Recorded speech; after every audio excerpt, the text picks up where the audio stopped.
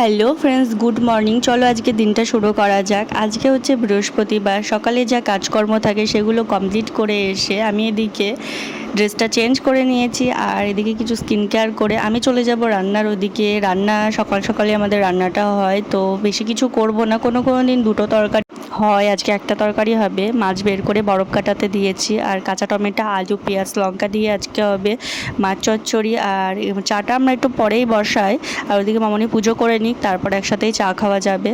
আর এদিকে আমি তরকারিটা বসিয়ে পাশেই বসাবো চা। কথা বলতে বলতে এদিকে ভাতও হয়ে গেছে। আর এক তরকারি ভাত করতে বেশি সময় লাগে না, 8:30 থেকে মোটামুটি 9টার মধ্যে আমাদের সকালের রান্না কমপ্লিট হয়ে যায়, যাই করি না কেন।